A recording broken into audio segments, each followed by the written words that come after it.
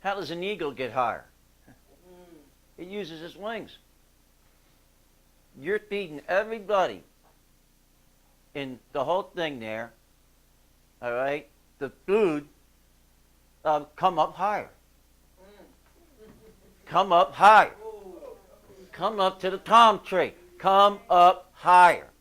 And you know I could really get into this today. Amen. I may never sit down. If I had a jelly donut earlier, I probably could have sat down. But you know. Both heads went down at the same time. Yeah, well, they're guilty as you know what. Yeah. Because this set in. And that happened. And this got stole from me. This is tongues backwards for jelly donuts. Anyway. Oh, my. Come on, John, that was good. Yes, sir. What? Oh, you want me to give you time? Turn your head. There, you got that. Right? You need to realize in the moment, don't lose the focus of the Spirit of God. Focus is the God-given ability to function in the moment. So there we are. I'm sitting there in the living room. All right? What a nice job, man. They totally renovated the house inside, hoping and trying that God would sell the home. The only time God sells you is when there's something in you that he wants to promote somewhere else. Joseph, Jesus, Boaz, Moses, Jethro. I could go on and on. Joshua, Caleb. No, I don't want the valley. Give me the mountain where the giants live. Oh my God. You think he had enough of that? Right? So, here you are. All right, here you are. Looking through the window. And the first comment is, nice floors. And the whole time the Spirit of God is saying, that's the foundation. Before you were ever created, that I called you to stand on. And that's the foundation that I'm going to build you on. Christ in you, the hope of glory. When you like the little fly on the wall, first night she laid down and looked around. Now you know she didn't go to sleep right away. No, she was, I can't believe I'm here. Oh my God. I'm here. And that's when you know it's God. You didn't go looking for it. No. It came looking for you. Oh my God. It came. Barack wasn't looking for it. Deborah sent word to him. It's looking for you. Come here. When you do things God's way, he changes your atmosphere, changes your environment, gives you a promotion, moves you to a place that you've never been before. And you grow. Why? Because you give and recognized opportunity. Now you recognize the opportunity. First, this is the first thing. She looked through the window, saw the nice floors, and this is what she said to herself. You know, Tan, this ain't going to work because, you know, your credit ain't never going to get you in here. Hello? Oh, really?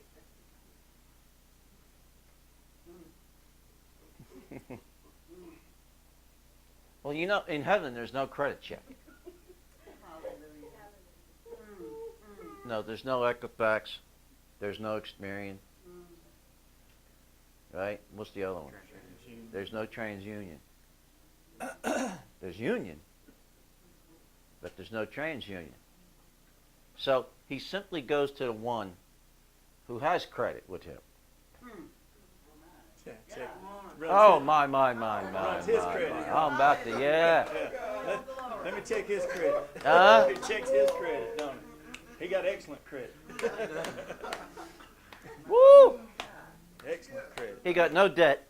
Amen. He got a liquidity factor that's unbelievable. He's got unlimited resources. Oh, by the way, he owns it all. Yeah, he is God's landlord. Oh, come on. He is God's landlord. I could really get on me. Huh? So if you want to move into a house on a piece of land that you've never been before, I suggest you talk to the landlord. Get you a relationship. And then you can move. So in Him, listen to me. In Him we live and move and breathe and have our being. In Him. Notice it took an instruction. Notice that. Well, I'll just call. He said to her, call. Call. Now, come on, you geniuses. It's right there in the corner. Call, huh? Call. By the authority. No. When He told you to call, obedience put authority into your voice. Yeah.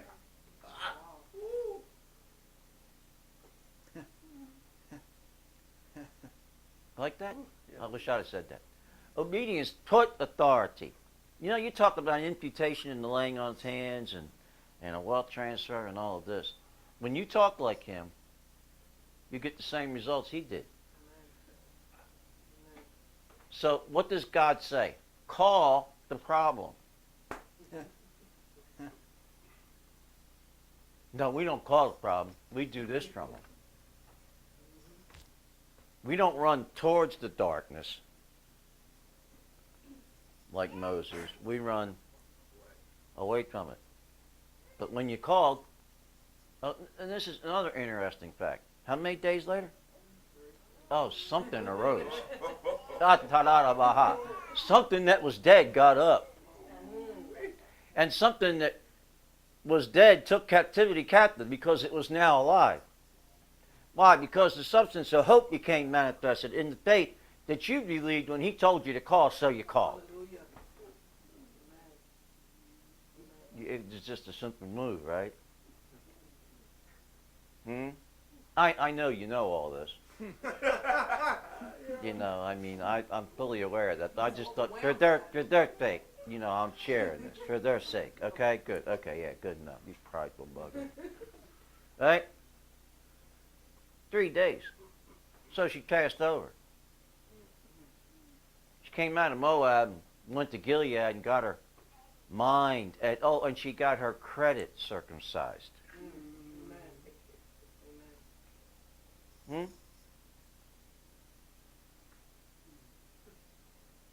Right?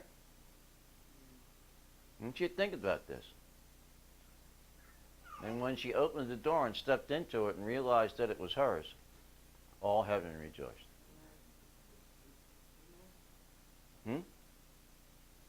And you know what's really cool about this is her seed helped her move.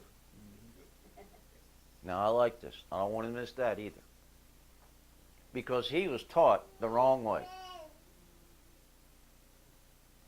No, you raised your children the wrong way. Yeah, I don't mean that not that you didn't love them and care for them. That's not what I'm saying. But they were raised with a bunch of rules and regulations that says, you're never going to get that. Don't think like that. Don't act like that. This is never going to come your way. This is all we're going to get. No, it's not all you're going to get. So whether you knew it or not, before you could move in, God killed an entire generation of wrong thought. No, God did that. She didn't know it was being done. The Lord thought her task, that voice has been killed. You can no longer say, well, you know, Lord, I'd like to, but. No, the but was killed.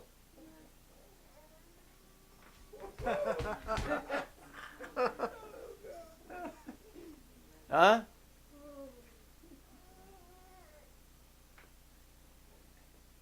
So you got a great new day. a now day. You and your daughter moved in, and your son moved the furniture.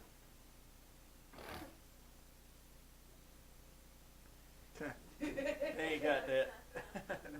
Want to give him an explanation of what I just said? They ain't got that. I'm not going to sit down. I'm running out of energy because I didn't get a jelly donut. Oh, man. Oh. Mm. So the Levite moved the furniture into the tabernacle, huh? The Levite, the priest that's been raised up in his own house, they moved the furniture for him. Don't miss where you had to come out of to get into that. You had to come up out of the ghetto, right? The walls that were around your complacency for being in the ghetto because this is all I'm ever going to have. I'm never going to rise up above. Come on. This.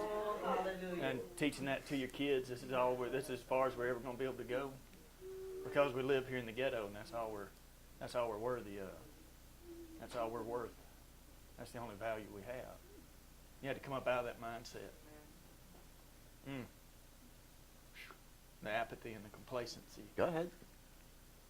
That's what we get when we live in the ghetto for so long.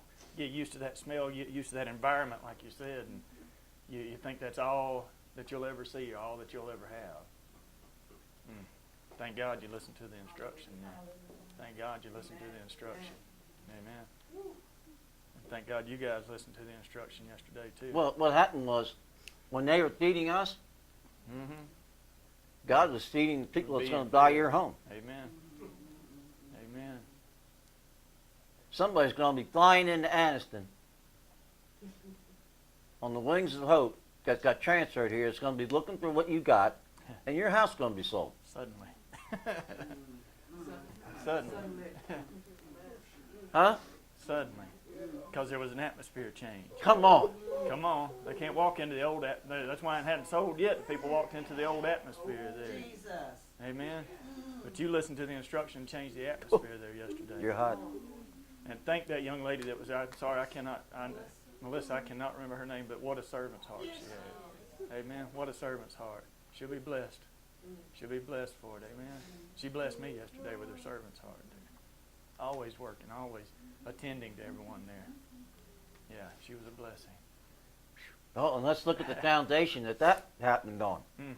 No, you need to look at the foundation because the same foundation that you stood on outside looking in was the same one that God called Mercy to go and stand on yesterday. Amen. They came out of their comfort zone. Come on, somebody shout amen. Amen. Huh? Way out. No, way out of your comfort Amen. zone. I kept hearing him saying, man, this ain't anywhere near our comfort zone. Amen. We are way out of it. Amen. They didn't take the big band sound. Amen. They took one instrument. And they all stood around that piano. And 70% of what they sang was nothing but old hymns of the church. And my God, what it turned loose in that place. Amen. And they sang a cappella. They stood on the foundation, right, that had been set for them. You know, the old ways work. You know, Yahweh works. Your way, the new way, doesn't work so good. But Yahweh works. There they was, ministering. Got so caught up in the moment. When they hit Amazing Grace and that woman stood to her foot and put her hands up in the air and started praising God, I said, oh yeah, we're in the right place at the right time. And prior to that, they were asked to go down in the nursing home and pray for somebody in a room. Suppose they hadn't been there. Amen. Something would have been undone in that room. Amen. So they carry that atmosphere into yours. And the two, the Spirit and the truth, come together and change the atmosphere where you are.